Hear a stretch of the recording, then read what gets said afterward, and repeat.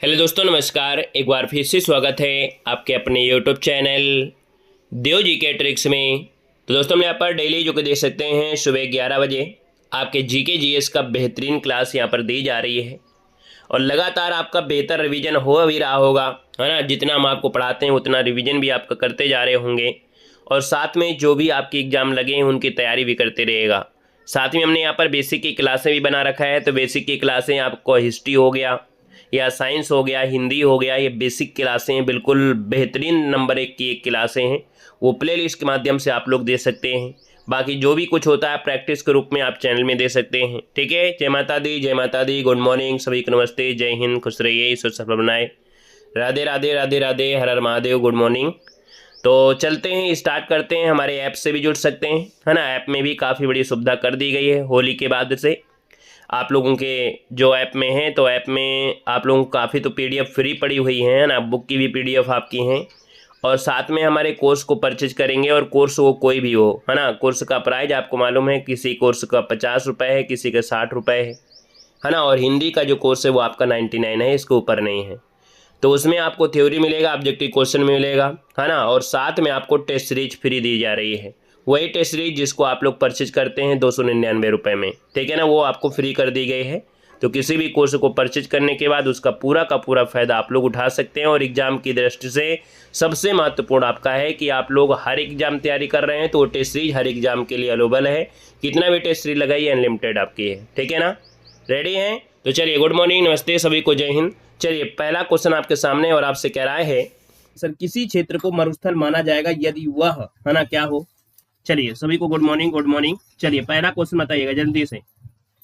किसी क्षेत्र को मरुस्थल माना जाएगा यदि यदि वार्षिक वर्षा 25 सेंटीमीटर से कम हो रही है ना। अगर एवरेज देखा जाए तो अगर वार्षिक वर्षा अगर 25 सेंटीमीटर से कम हो रही है तो ऐसे क्षेत्र को मरुस्थल माना जाएगा। इसका ऑप्शन अगर आपका सी आया है तो बिल्कुल सही है, आपका 1 नंबर आपका पक्का हो गया है।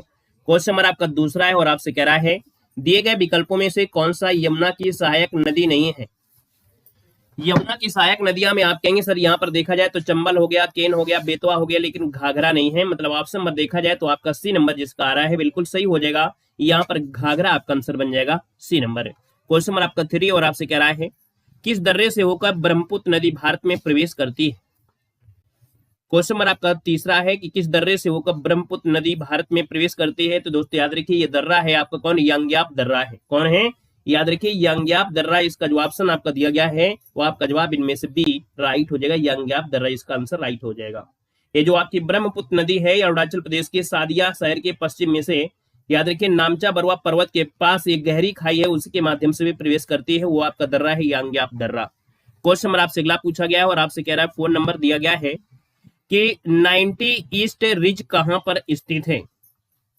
90 ईस्ट रिज कहां पर स्थित है आपसे पूछा गया। फोन नंबर, राधे राधे भाई, राधे राधे। 10 नंबर है और 10 नंबर की अगर बात फोन नंबर की बात करते हैं तो ये हिंद महासागर में है। 90 ईस्ट रिज ये एक मध्य सागरीय घटक है और जो लगभग 90 डिग्री पूर्वी देशांतर के समांतर है। मतलब कि ये 90 डिग्री पूर्वी देशांतर के समांतर है और हिंद महासागर में आपका है, याद रखिएगा। तो इसका जो आंसर है वो आपका फर्स्ट यहाँ पर राइट हो जाएगा। क्वेश्चन नंबर आपका 5 और आपसे कह रहा है कि भारत में गरीबी के निर्धारण हेतु योजना आयोग ने किस वर्ष सुरेश तेंदुलकर समिति का गठन किया था। हर एक क्वेश्चन जबरदस्त है और देख सकते हैं 5 का ऑप्शन भी आ गया है। याद रखिए ये है आपका सन 2000 आपका 4 हो जाएगा। नमस्ते भैया, नमस्ते। याद रखिए यहाँ पर जो आंसर आपका दिया है बी नंबर इसका राइट हो जाएगा। गरीबी रेखा निर्धारण के लिए योजना आयोग ने, है ना, सुरेश तेंदुलकर समिति का गठन किया, याद रखिएगा। बाकी अगर आपसे पूछे कि सर भारत में गरीबी रेखा निर्धारण का पहला आधिकारिक प्रयास जो हुआ था योजना आयोग ने 1962 में किया था। कब, 1962 में। और ये जो सुरेश तेंदुलकर समिति है वो आपकी 2004 की बात हो रही है। क्वेश्चन नंबर आपका 6 है और आपसे कह रहा है दिए गए प्रश्नों का सही मिलान करना है। 6 नंबर की बात करते हैं तो पहले ऑप्शन को देखना है और आपसे कह रहा है कि सर प्राथमिक क्षेत्र में देखा जाए तो आपके मधुमक्खी पालन आ सकता है।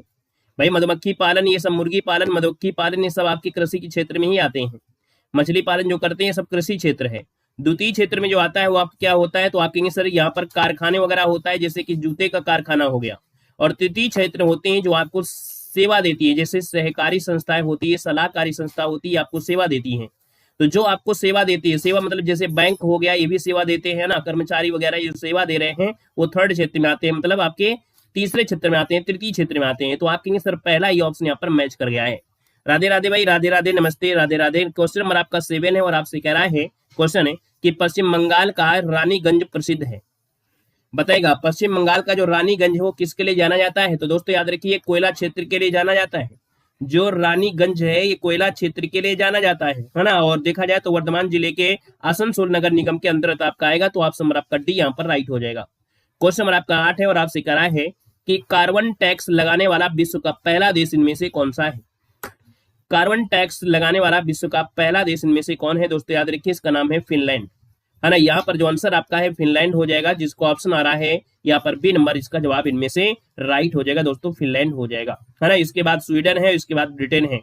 मतलब देखा जाए तो फिनलैंड के बाद किसका नाम आता है? तो आप कहेंगे सर स्वीडन का नाम आता है, उसके बाद ब्रिटेन का नाम आता है, याद रखिएगा।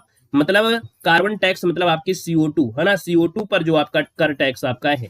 क्वेश्चन नंबर आपका 9 है और आपसे कह रहा है संविधान सभा के प्रारूप समिति के अध्यक्ष आपके कौन थे? आसान क्वेश्चन है। आप कहेंगे सर प्रारूप समिति के जो अध्यक्ष वो आपके हैं कौन? सेशन को लाइक शेयर करते चलिएगा, अगर भूल जाते हैं तो लाइक शेयर कर दिया करिएगा, बाकी बीच बीच में हम बोल ही देते हैं कभी कभी, है ना। यहाँ पर देखो आपसे कह रहा है सर ये संविधान सभा के प्रारूप समिति के अध्यक्ष और प्रारूप की बात कर लेते हैं। तो आप कहेंगे सर ये आपकी कौन है? प्रारूप समिति की दिया है तो doctor Bhimrao Ambedkar, option number आपका डी इसका राइट हो जाएगा। क्वेश्चन नंबर आपका दिया है 10 नंबर और 10 नंबर में आपसे कह रहा है कि भारतीय संविधान में न्यायिक पुनरावलोकन की व्यवस्था किस देश की संविधान से लिया गया है? मतलब जो न्यायिक पुनरावलोकन की व्यवस्था है वो किस देश की संविधान से लिया गया है? 10 नंबर आपसे कह रहा है। तो 10 की अगर बात करते हैं तो ऑप्शन नंबर आपका जो बनेगा वो आपका ए हो जाएगा, अमेरिका से लिया गया है। न्यायिक पुनरावलोकन जो ली गई है वो आपकी अमेरिका से लिया गया, ऑप्शन फर्स्ट आपका राइट हो जाएगा। हाँ, बगल में थोड़ा काम वगैरह चल रहा है ना पड़ोसी के यहाँ, इस वजह से थोड़ा आवाज आ सकती है बीच बीच में। क्वेश्चन नंबर आपका 11 है कि वित्त विधेयक के बारे में विशेष उपबंध संविधान के किस अनुच्छेद में वर्णित किया गया है? वित्त हमने बताया वित्त विधेयक आपका होता है कितना होता है? चलो बताइएगा, वित्त विधेयक के बारे में विशेष उपबंध संविधान के किस अनुच्छेद में वर्णित है? 11 नंबर का जवाब आ गया है। और जवाब की अगर बात कर लेते हैं तो फिर आपका आंसर इनमें से क्या हो जाएगा? 231 है का 231 कहां पर है भाई? चलो वित्त विधेयक, धन विधेयक, वित्त विधेयक 110 होता है, लेकिन यहाँ पर आपका है क्या? नहीं है। तो आप कहेंगे सर यहाँ पर देखो ये जो विशेष उपबंध है वो आपकी 117 में है, ऑप्शन नंबर आपका बी यहाँ पर राइट हो जाएगा, याद रखिएगा। क्वेश्चन नंबर आपका 12 है और आपसे कह रहा है कि संघ और राज्यों के अधीन जो सेवाएं हैं संविधान के किस भाग में उल्लेखित की गई हैं? क्वेश्चन नंबर आपका 12 है और 12 का ऑप्शन आपका सी हो जाएगा। ये जो भाग 14 है, भाग 14 में संघ और राज्य के अधीन जो सेवाएं हैं संविधान के किस भाग में? तो आपका भाग 14 आपका आंसर है, राइट हो जाएगा, याद रखिएगा। क्वेश्चन नंबर आपका 13 है, सूची फर्स्ट को सूची सेकंड से सम्मिलित करना है। जो 5 प्रकार की रिटें होती हैं, इन रिटों का काम क्या होता है, इन्हीं के बारे में अच्छे से दिया गया है। तो आप कहेंगे सर इन रिट में से बंदी प्रत्यक्षीकरण आपसे पूछा गया है। जो बंदी प्रत्यक्षीकरण आपका है इसका काम क्या है यहाँ पर ये बताना है। तो आप कहेंगे सर बंदी प्रत्यक्षीकरण जो आपकी रिट होती है वो कहीं ना कहीं होता है बंदी को, है ना, जो आपका बंदी है उसको क्या करना जाए, शारीरिक, है ना, शरीर प्रस्तुत होना जरूरी है। परमादेश मतलब हम आदेश देते हैं, आदेश परमादेश आदेश हो जाएगा। प्रतिषेध, प्रतिषेध मतलब होता है कि भैया जो आपका अधीनस्थ न्यायालय के जो आपके लेख हैं। और अधिकार परीक्षा मतलब होता है किस अधिकार से, है ना, किस अधिकार से, मतलब इन्हीं के नामों से ही पता चल रहा होगा। आपका आंसर डी इसका राइट हो जाएगा, नोट कर लीजिएगा, यहाँ पर आंसर आपका डी बनेगा। क्वेश्चन नंबर आपके दिया गया है 14 और आपसे कह रहा है कि संसदीय शासन में वास्तविक कार्यपालिका शक्ति निम्न से किसके पास होती है? याद रखिएगा जो वास्तविक शब्द अगर लगा देता है तो फिर आपको आंसर भी लगाना है, राष्ट्रपति प्रधानमंत्री बताना है। बाकी अगर वास्तविक नहीं लगाता है तो फिर आपको राष्ट्रपति लगा देना है, लेकिन जब वास्तविक लगाए तो आपको सीधा आंसर लगाना है, यहाँ पर प्रधानमंत्री लगाना है। मतलब प्रधानमंत्री की जो अध्यक्षता वाली मंत्रिपरिषद के पास होती है, याद रखिएगा, ना कि राष्ट्रपति। क्वेश्चन नंबर आपका 15 है और आपसे यहाँ पर दिया गया है, कह रहा है निम्नलिखित में से कौन एक संघीय बजट की तैयारी और उसे संसद में पेश करने के लिए उत्तरदायी है? दोस्तों याद रखिएगा आर्थिक कार्य विभाग, क्या हो जाएगा, आर्थिक कार्य विभाग है। मतलब ऑप्शन नंबर आपका हो जाएगा फर्स्ट कि भैया संघीय बजट की तैयारी और उसे संसद में पेश करने के लिए उत्तरदायी होता है। ऑप्शन नंबर आपका फर्स्ट आर्थिक कार्य विभाग, इसका आंसर फर्स्ट यहाँ पर राइट हो जाएगा, जो कि केंद्रीय बजट विभाग के माध्यम से ये कार्य करता है। क्वेश्चन नंबर आपका 16 है और आपसे कह रहा है कि उच्चतम न्यायालय में संविधान के निर्वाचन से संबंधित मामले की सुनवाई करने के लिए न्यायाधीशों की संख्या कम से कम कितनी होनी चाहिए? बताइएगा कि उच्चतम न्यायालय में संविधान के निर्वाचन से संबंधित अगर मामला है और इस मामले की सुनवाई करने के लिए न्यायाधीशों की संख्या कम से कम कितनी होनी चाहिए? ये निर्वाचन से संबंधित आपका मामला है।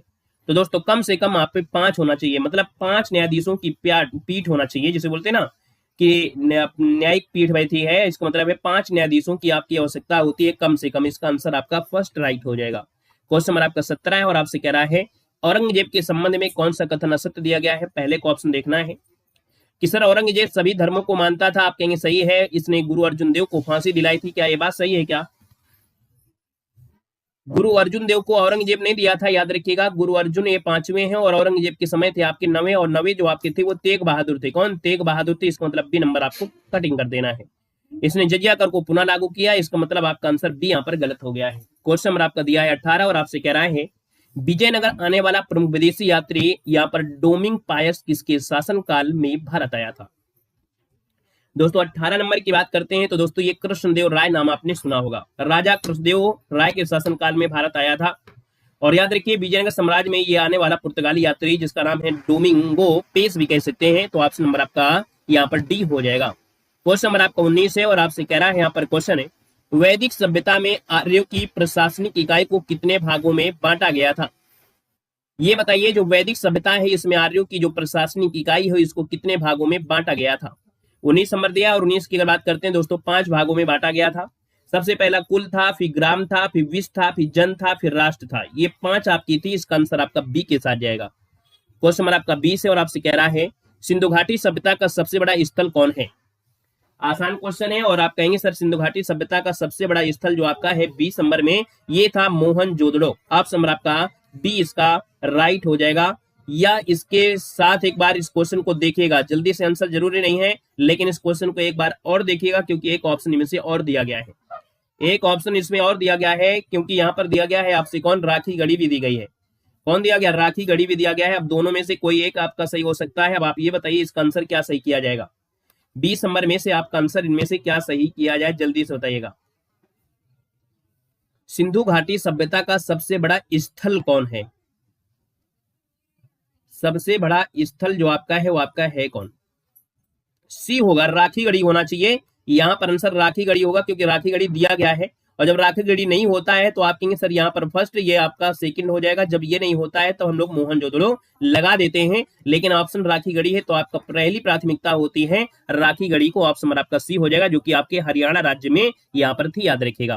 क्वेश्चन नंबर आपका 21 और आपसे कह रहा है ऋग्वैदिक कालीन नदियों में से सदा नीर किस नदी का प्राचीन नाम है? सदा नीर जो कहा गया है वो आपकी गंडक को कहा गया है। और गंडक नदी जिसे आधुनिक काल में नारायणी या गंडकी नदी के नाम से जानते हैं, इसको आधुनिक काल में हम लोग क्या बोलते हैं? नारायणी नदी भी कहते हैं। क्या बोलते हैं? नारायणी नदी भी कहा जाता है। दोस्तों याद रखिएगा सदा नीर के नाम से भी इसको जाना जाता है, याद रखिएगा। क्वेश्चन नंबर आपका 22 है और आपके जवाब भी लगभग पहले से मौजूद हैं। महात्मा बुद्ध ने सर्वाधिक उपदेश कहाँ दिए थे? सेशन को लाइक शेयर करते हुए चलेंगे। पहली बार जुड़ रहे हैं तो चैनल को सब्सक्राइब करिएगा। ऑफलाइन देख रहे हैं तो भी आप पर वीडियो को लाइक और चैनल को सब्सक्राइब करिएगा। सबसे ज्यादा पूछे तो आप कहेंगे सबसे ज्यादा रुकते कहाँ थे?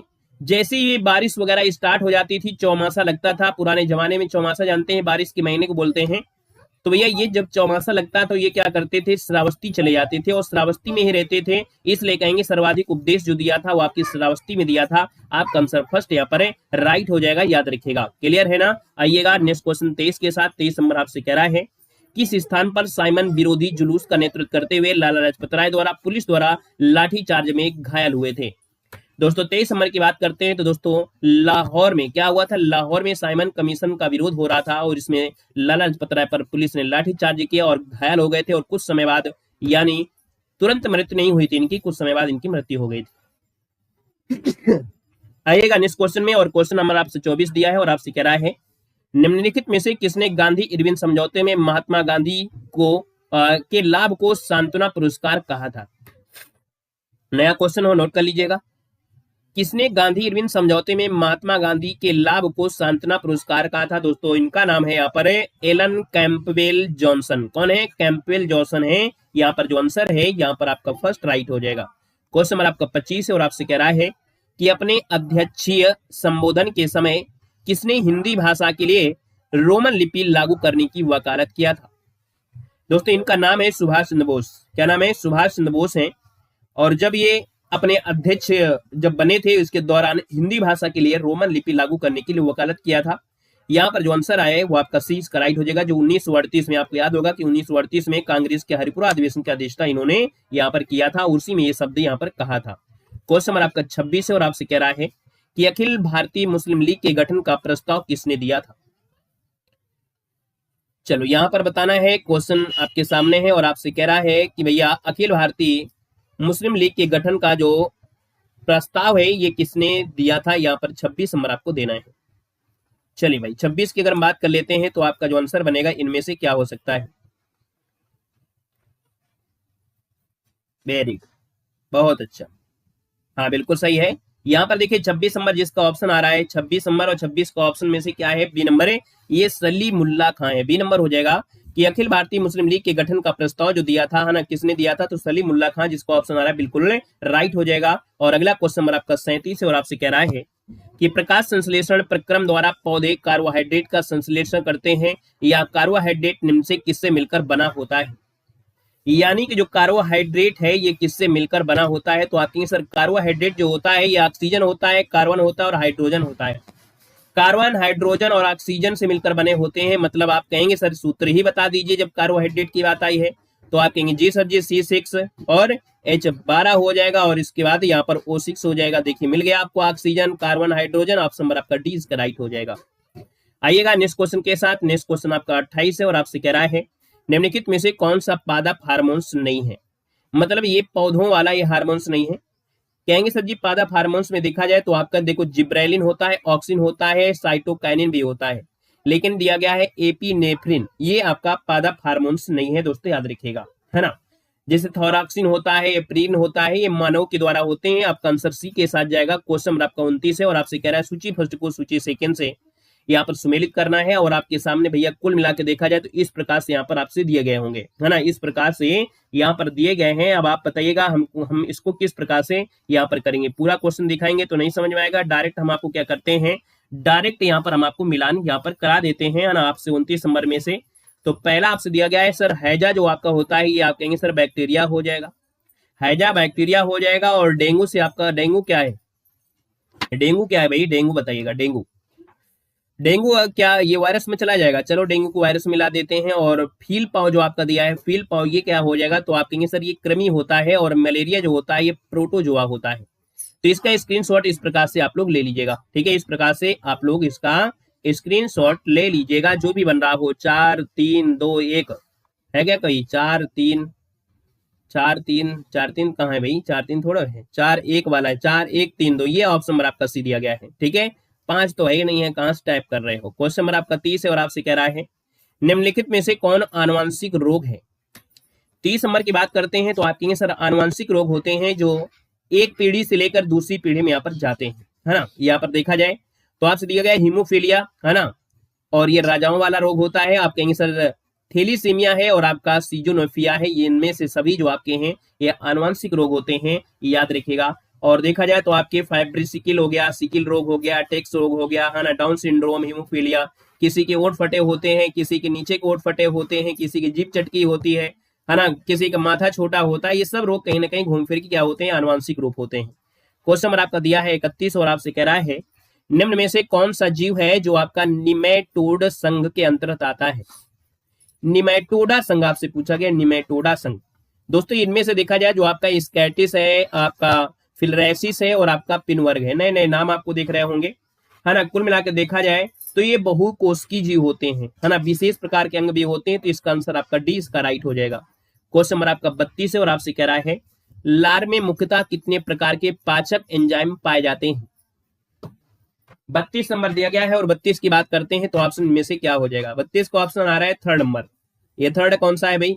चलिए 32 नंबर की बात करते हैं तो थर्ड हो जाएगा या 2 हो जाएगा। 2 होते हैं, कौन कौन नहीं पता है तो कोई बात नहीं है, इसमें 2 होते हैं।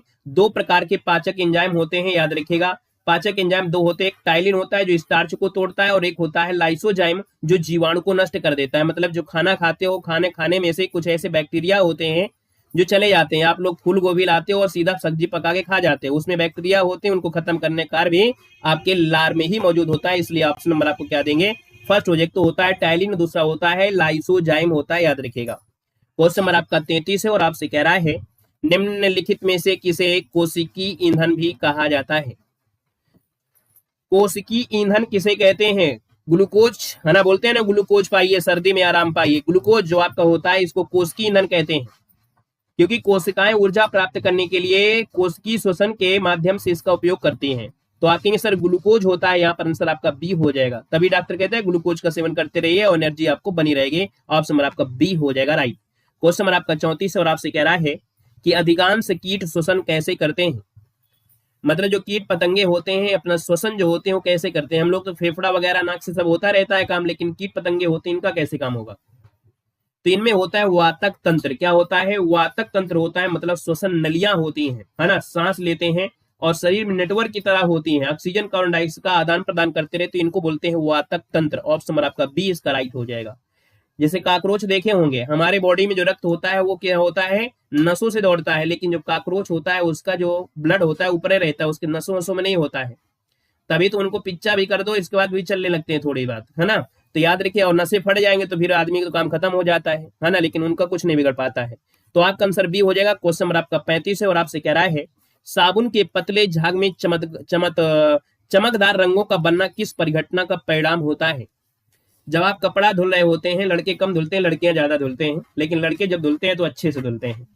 तो कहेंगे सर जी जब कपड़ा धुल रहे होते हैं लड़के या कोई भी, तो उसमें जब साबुन लगाते हैं तो बुलबुला निकल कर आता है और अपना आईना देखो तो वो अवतल दर्पण की तरह कार्य करता है। बड़ा सी नाक दिखेगी, बड़ा सा मुंह दिखेगा और प्यारा सा चेहरा दिखेगा, और ये चमकता हुआ कई रंगों में होगा। और जब चमकता हुआ रंगों में होगा तो आप कहेंगे सर ये घटना जो होती है होती क्या है? तो इस घटना में आपका परावर्तन और आपका व्यतिकरण शामिल होता है। क्या होता है? परावर्तन और व्यतिकरण शामिल होता है। इसका आंसर आपका फर्स्ट यहाँ पर राइट हो जाएगा। क्वेश्चन नंबर आपका 36 है और आपसे कह रहा है कि तंतु प्रकाश की संचार के संकेत किस रूप में प्रवाहित होता है? क्या दिया गया है? तंतु प्रकाश की संचार के संकेत किस प्रकार से प्रवाहित होता है?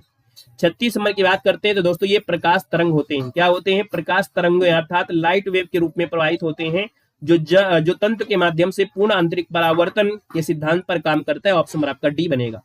क्वेश्चन नंबर आपका 37 है और आपसे कह रहा है यदि एक लोलक को भूमध्य रेखा से ध्रुवों की ओर ले जाया जाए तो उसका आवर्तकाल ध्रुव पर क्या होगा? मतलब भूमध्य बीच में होता है और ये विषुवत ऊपर होता है। इसे कह रहा है अगर इसको ध्रुवों पर ले जाया जाए तो इसका जो आवर्तकाल होगा ध्रुवों पर क्या होगा? यहाँ पर ध्रुवों पर क्या होगा, क्या इफेक्ट पड़ेगा? तो याद रखिएगा न्यूनतम हो जाएगा। क्या हो जाएगा? न्यूनतम हो जाएगा। यहाँ पर आंसर आपका बी राइट हो जाएगा। क्वेश्चन नंबर आपका दिया गया है यहाँ पर 38 और आपसे क्या दिया गया है? कह रहा है साबुन के बुलबुले के अंदर का जो दाब है वायुमंडलीय दाब से क्या होता है? चलो बताइएगा। 38 नंबर में कह रहा है कि साबुन के बुलबुले के अंदर का जो दाब है वायुमंडलीय दाब से ज्यादा होता है या कम होता है? दिमाग लगाओ, आंसर पाओ और एक चॉकलेट भी पाओ।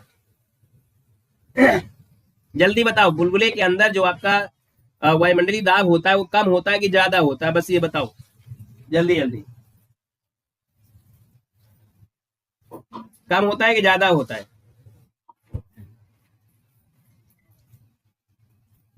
तेज होता है, अधिक होता है, कम होता है?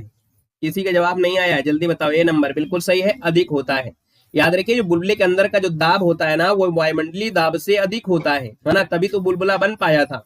तीसरे इसका आंसर आपका फर्स्ट यहाँ पर है राइट हो जाएगा, याद रखिएगा। ठीक है, इसमें अतिरिक्त दाब होता है क्योंकि जो पृष्ठ तनाव होता है, पृष्ठ तनाव जो होता है ना, पृष्ठ तनाव के कारण अतिरिक्त दाब हो जाता है। क्वेश्चन नंबर आपको 39 है और आपसे कह रहा है जब एक वस्तु एक समान वृत्तीय वेग से त्वरित होती है तो निम्नलिखित में से कौन सा परिवर्तन होता है? मान लीजिए कोई वस्तु आपका है और ये क्या होता है, एक वृत्त के माध्यम से त्वरित होती मतलब एक्सेलरेशन होता है और तेज में यहाँ पर घूमती है, तो इसमें जो परिवर्तन होता है वो क्या परिवर्तन होगा? याद रखिएगा। तो ये आपका दिशा परिवर्तन है। द्रव्यमान, संवेग और गति लगभग समान रहेंगे, लेकिन यहाँ पर दिशा जो आपकी है वो क्या हो जाएगा? परिवर्तित। यहाँ पर आंसर आपका जो है डी राइट हो जाएगा। क्लियर है? यहाँ पर वेग भी परिवर्तित हो सकता है भाई। हाँ, दिशा है, संवेग दिया गया, वेग नहीं है। वेग परिवर्तित होते रहते हैं। वेग में परिवर्तन के कारण उसमें त्वरण उत्पन्न होता है। तो याद रखिएगा इसमें वेग भी होता है तो भी आप कर सकते हैं। क्यों? क्योंकि जब वेग परिवर्तन होगा तभी तो दिशा परिवर्तन होगा, तभी उसमें त्वरण उत्पन्न होगा। तो आप कहेंगे सर वेग हो या दिशा हो, ये दो चीजें आपकी होती हैं, याद रखिएगा। यहाँ पर क्वेश्चन नंबर आपका 40 है और आपसे कह रहा है, यहाँ पर क्वेश्चन है किस अक्रिय गैस को छोड़कर सभी उत्कृष्ट गैसों के परमाणु की अंतिम कक्षा में 8 इलेक्ट्रॉन विद्यमान है? 40 नंबर में दोस्तों ये आपका है हीलियम, है ना। हीलियम जो आपका है याद रखिएगा कि इसको छोड़ दिया जाए तो जितने भी उत्कृष्ट गैसें होते हैं इसके परमाणु के अंतिम कक्षा में 8 इलेक्ट्रॉन होते हैं। याद रखिए इसका आंसर आपका फर्स्ट हो जाएगा। रेडान गैस की अगर बात करते हैं तो ये आपकी प्रकृति में नहीं पाई जाती है, और जब भूकंप आता है तो ऑटोमेटिक उस एरिया में आपकी रेडान गैस ऑटोमेटिक क्या होती है, स्वतः ही निकल आती है। तो कभी क्वेश्चन पूछे कि क्या ये प्रकृति में पाई जाती है तो आप कहेंगे सर पाई जाती है, लेकिन कब, जब आपका रेडान, जब आपकी उस एरिया में भूकंप आना होता है तो पहले से ही वायुमंडल में छा जाती है, इसे पता चल जाता है कि इस एरिया में भूकंप आने वाला है। क्वेश्चन नंबर आपका दिया है अगला, और अगला क्वेश्चन क्या कह रहा है, क्वेश्चन नंबर आपके 41 है और आपसे दिया गया है यहाँ पर कि अम्ल धातु, क्या दिया है, अम्ल धातु कार्बोनेट के साथ अभिक्रिया करके निम्नलिखित में से कौन सा गैस निर्माण करता है। केमिस्ट्री कम आती है आप लोगों को, है ना। क्वेश्चन नंबर आपके 41 और 41 की बात करते हैं तो कहेंगे सर जी जो अम्ल होते हैं वो धातु कार्बोनेट के साथ अभिक्रिया करके कौन सा गैस, तो आप कहेंगे सर यहाँ पर 41 नंबर का ऑप्शन जो बनेगा वो सी हो जाएगा, कार्बन डाइऑक्साइड। ऑप्शन नंबर आपका सी हो जाएगा, कार्बन डाइऑक्साइड CO2 बनाती है। क्वेश्चन नंबर आपका 42 है और आपसे कह रहा है निम्नलिखित में से किसे चाकू से काटा जा सकता है। अब चाकू से सब कुछ काट सकते हो, लेकिन ऑप्शन के अनुसार बताइएगा चाकू से किसको काट सकते हैं, जो सोडियम होता है और आपका पोटेशियम होता है। सोडियम और पोटेशियम ऐसी धातु हैं जिनको हम लोग चाकू से काट सकते हैं। ऑप्शन नंबर आपका डी राइट हो जाएगा। क्वेश्चन नंबर आपका 43 है और आपसे कह रहा है निम्न में से हाइड्रोजन का रेडियो सक्रिय समस्थानिक तत्व क्या है। हाइड्रोजन का जो रेडियो सक्रिय समस्थानिक तत्व होता है, यहाँ पर आंसर इनमें से क्या हो जाएगा, ट्रीट्रियम होता है। ट्रीट्रियम होता है या टाइट्रियम कह सकते हैं, कोई दिक्कत नहीं है। इसका आंसर आपका सही हो जाएगा ट्रीट्रियम, या इसको बोलते हैं टी या 3T कहते हैं। इसमें प्रोटॉन है ना, एक प्रोटॉन होता है और 2 न्यूट्रॉन होते हैं, इससे मिलकर बना होता है। तो ऑप्शन नंबर आपका सी यहाँ पर स्क्रीनशॉट ले लीजिएगा। क्वेश्चन नंबर आपका 44 है और आपसे कह रहा है कि एसिटिलीन की रासायनिक सूत्र आपका है क्या। ये समझ लीजिएगा कि इस टेस्ट पेपर को लगाना है, मतलब एग्जाम में जैसा पेपर आपको आता है और आपको कंफ्यूजन होता है उसी प्रकार से क्वेश्चन है। कंफ्यूजन नहीं, बहुत कंफ्यूजन होता है। याद रखिएगा एसिटिलीन का सूत्र क्या होता है, तो C2H2 होता है। मतलब यहाँ पर देखा जाए तो CH हो जाएगा और ट्रिपल नहीं 4 बॉन्ड हो जाएगा, CH हो जाएगा। तो यहाँ पर जो आंसर आपका 44 का आ गया है वो आपका आंसर क्या हो जाएगा, C2H2 है कोई ऑप्शन में। 44 नंबर में ऑप्शन देखो डी दिया गया है C2H2, जिसका ऑप्शन है बिल्कुल राइट हो जाएगा। क्वेश्चन नंबर आपका दिया है 45 और आपसे कह रहा है कि ब्लैक गांधी निम्न से किनका उपनाम है। ये सरकारी ऑप्शन है, हाँ बिल्कुल सही है। देखो ब्लैक गांधी जो है भैया किसका उपनाम था, तो भैया ब्लैक गांधी जो कहा गया है वो आपके मार्टिन लूथर किंग को कहा गया है ना, मार्टिन लूथर किंग को कहा गया है। और देश बंधु के नाम से चित्तरंजन दास को जाना जाता है ना। अगर पूछे कि भैया ब्लैक गांधी आपके मार्टिन लूथर किंग हो जाएगा। क्वेश्चन नंबर आपका 46 है और आपसे कह रहा है, यहाँ पर क्वेश्चन है कि ऑस्कर के लिए नामित प्रथम भारतीय फिल्म कौन है। ऑस्कर के लिए भैया सबसे पहले भारतीय फिल्म एक थी जिसका नाम है क्या, मदर इंडिया। नाम सुने हो, मदर इंडिया। फर्स्ट नंबर इसका राइट हो जाएगा। 1957 में दोस्तों याद रखिएगा ये वर्ष है आपका। अंतरराष्ट्रीय फीचर आपकी है महबूब खान की, ये हिंदी फीचर फिल्म आपकी किसकी, महबूब खान की थी। ठीक है, आएगा क्वेश्चन नंबर आपके 47 और आपसे कह रहा है विश्व शिक्षक दिवस किस तिथि को मनाया जाता है। 47 नंबर लगाइएगा जल्दी से। विश्व शिक्षक दिवस दिया गया है, शिक्षक दिवस नहीं 14 सितंबर लगा दो, यहाँ पर विश्व दिया गया है, अंतरराष्ट्रीय शिक्षक दिवस है। और जब अंतरराष्ट्रीय होता है तो हर साल 5 अक्टूबर को मनाते हैं, याद रखिएगा कब, 5 अक्टूबर को मनाते हैं। अगर भारत में पूछे तो 14 सितंबर बताना है। क्वेश्चन नंबर आपका 48 से कह रहा है कि मंडप और रथ किस शैली के मंदिरों की विशेषता है। मतलब कुछ ऐसे मंदिर होते हैं जिसमें एक मंडप बनाया जाता है, इसके बाद उसको खींचते हुए रथ को दिखाया जाता है। ये जो आपकी शैली है वो आपकी जो मिलेंगे दोस्तों याद रखिएगा, ये बोलते हैं मामल्य शैली। क्या है ये जो आपकी मंदिर की विशेषता है, इन बोलते हैं मामल्य शैली बोलती है। इसका ऑप्शन आपका बी राइट हो जाएगा, याद रखिएगा। जैसे आपका मारू गुर्जर शैली राजस्थान में एक मंदिर बना हुआ है, इसका आंसर आपका बी हो जाएगा। स्क्रीनशॉट ले लीजिएगा, क्वेश्चन आपके सामने है और कह रहा है निपख आंदोलन के प्रणेता कौन थे। निपख आंदोलन है दोस्तों याद रखिए ये दादू दयाल है। कौन है, दादू दयाल, जिसका ऑप्शन है सी नंबर है राइट हो जाएगा, दादू दयाल हो जाएंगे। क्वेश्चन नंबर आपका दिया है 50 और आपसे कह रहा है खेल ही जीवन है, इसका सिद्धांत किसने प्रस्तुत किया है। खेल ही जीवन है और ये सिद्धांत जो दिया है वो किसने दिया है, यहाँ पर आंसर आपको देना है। 50 नंबर का जो ऑप्शन है वो राइट इनमें से क्या हो जाएगा। चलो